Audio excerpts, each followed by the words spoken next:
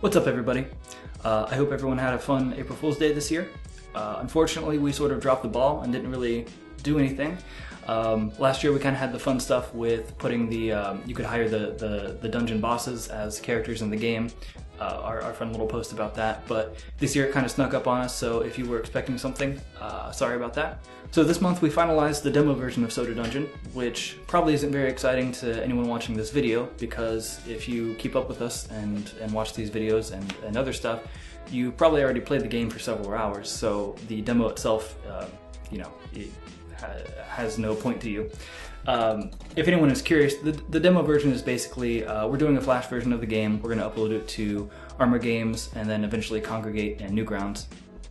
And the demo just locks you into the first dimension and it disables VIP upgrades.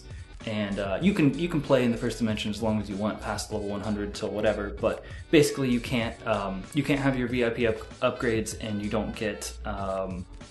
Oh yeah, you never get relics, so that obviously hampers the gameplay. So we also have a one-way upload system in place, so you can transfer your file to another device from the demo. That way you won't lose your progress. So we're just hoping to bring the game to a new crowd of people.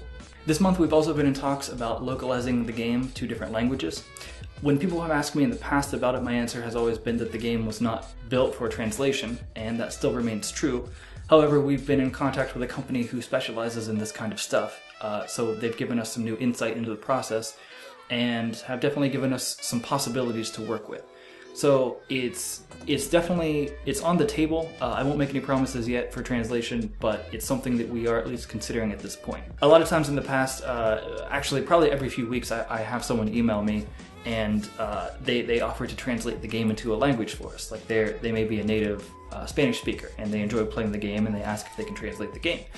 And I always appreciate these offers, but the problem is, since the game wasn't built for it, right now there's no script I can send anyone, right? I can't just, all of the text and dialogue and speech in the game is basically spread out around 100 different code files, and it's not in a centralized place that we can track down, and therefore I can't give to someone in that sense.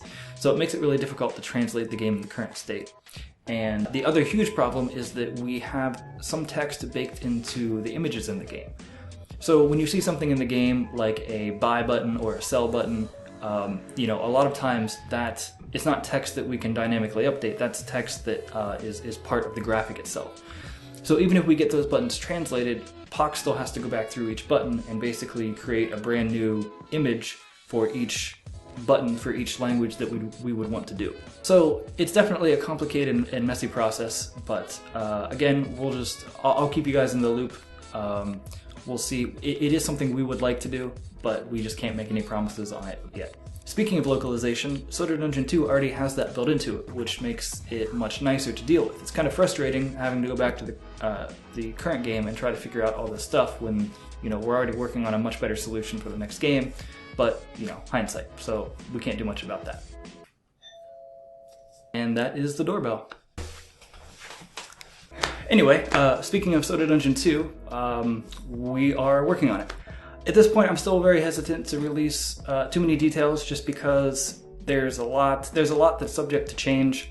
We have a lot of ideas on the table. We try to take in all the feedback from Reddit, Twitter, etc. We have, some of the engine is in place. We have mock-ups. We have a lot of stuff floating around, but nothing too concrete yet. And I don't want to. I'm worried that if I divulge too much about the game yet, like if we post a screenshot or something, it sort of opens the floodgates to people saying or thinking that the game is like almost done or right around the corner, and and it really isn't. But I mean, there's a lot of work to be done. So we just want to be careful with how we sort of talk about the game and show it. I mean, the current game still took a lot of time to produce, and this game is basically, a better version of it. So it's going to take more time naturally, and I'm also working in Unity this time, which ultimately I think is the right choice for the future of the game. But since I haven't used Unity a lot of small things become a lot slower for me to work on, just because I'm not familiar with all of the internals of Unity yet. Also, we still spend time supporting the current game. So even though we don't have a lot of, we don't really have content updates planned at this point, we still spend time with stuff like I mentioned earlier, the localization, the demo version, stuff like that, dealing with user support through emails, managing our social media accounts. So a lot of small stuff, but it's still, you know, we still have to split our time between the two games at this point. Believe me, I'm really excited to show you guys what we have planned, but it's just going to take a little more time. Maybe a lot more time. By the way, I read a book this month called But How Do It Know? It's a technical book about the inner workings of computers, at least at a base level, how they operate on binary principles and stuff like that. It's pretty dry. You know, I'm not going to say it's an entertaining book, but if that subject matter interests you at all, you should give it a read. But I think that about wraps it up for this month, so until next time, take care.